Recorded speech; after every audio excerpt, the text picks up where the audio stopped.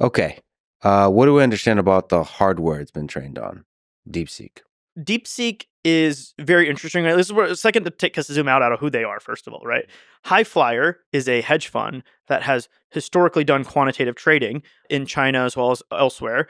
And they have always had a significant number of GPUs, right? In the past, a lot of these high frequency trading, algorithmic quant traders used FPGAs, but it shifted to GPUs definitely. And there's both, right? But GPUs especially, and Highflyer, which is the hedge fund that owns DeepSeek, and everyone who works for DeepSeek is part of Highflyer to some extent, right? It's same parent company, same owner, same CEO.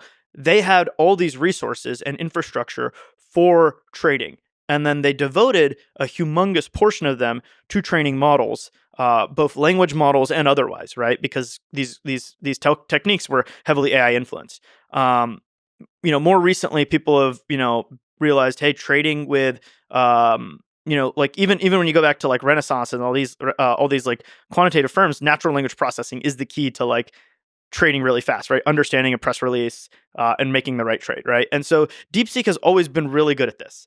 And even as far back as 2021, they have press releases and papers saying like, hey, we're the first company in China with an A100 cluster this large. It was 10,000 A100 GPUs, right? This is in 2021. Now, this wasn't all for training, large language models. This was mostly for training models for their quantitative aspects, their quantitative trading, as well as, a lot of that was natural language processing, to be clear, right? And so this is the sort of history, right? So verifiable fact is that in 2021, they built the largest Chinese cluster. At least they claim it was the largest cluster in China, 10,000 GPUs. Before export controls started. Yeah. It's like they've had a huge cluster before any conversation of export controls. So then you step it forward to like, what have they done over the last 4 years since then, right? Obviously, they've continued to operate the hedge fund, probably make tons of money. And the other thing is that they've leaned more and more and more into AI. The CEO, Lian Feng, You're not putting me spot on this. We discussed this Lian Feng, right? The CEO, he We're all owns maybe Lian Feng. He owns maybe a little bit more than half the company, allegedly, right? Is an extremely like Elon Jensen kind of figure where he's just like involved in everything, right? And so over that time period, he's gotten really in depth into AI. He actually has a bit of a like if you see some of his statements, a bit of an EAC vibe almost, right? Total AGI vibes. So like, we need to do this. We need to make a new ecosystem of open AI. We need China to lead on this sort of ecosystem because historically the Western countries have led on software ecosystems, and he straight up acknowledges like, in order to do this, we need to do something different. DeepSeek is his way of doing this. Some of the translated interviews with him are so he has fantastic. done interviews? Yeah. You think he would do a Western interview or no? Or is there controls on there hasn't been one yet, but okay.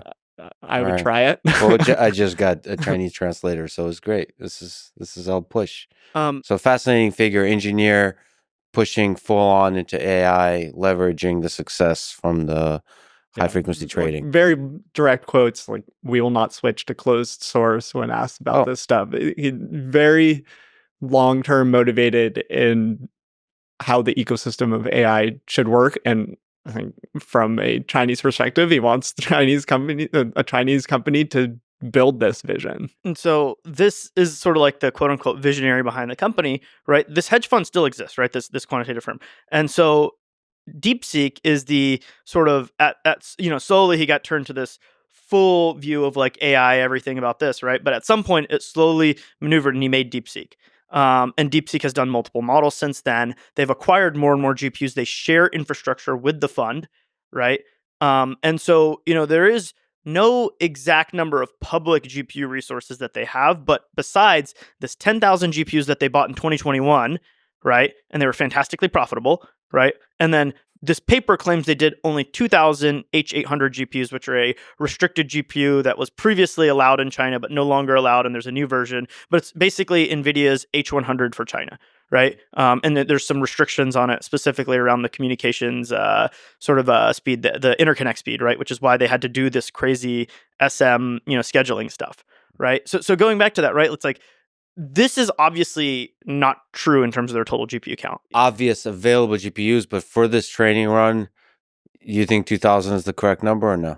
So this is where it takes, significant amount of sort of like zoning in, right? Like, what do you call your training run, right? Do you count all of the research and ablations that you ran, right? Picking all this stuff, because yes, you can do a YOLO run, but at some level you have to do the test at the small scale, and then you have to do some test at medium scale before you go to a large scale. Accepted practice is that for any given model that is a notable advancement, you're going to do 2 to 4x compute of the full training run in experiments alone. So a lot of this compute that's being scaled up is probably used in large part at this time for research.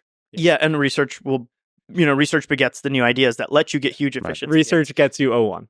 Research gets you breakthroughs, and you need to bet on it. So some of the pricing strategy that we'll discuss has the research baked into the price. So the numbers that DeepSeek specifically said publicly, right, are just the 10,000 GPUs in 2021, and then 2,000 GPUs for only the pre-training for V3. Mm-hmm. They did not discuss cost on R1.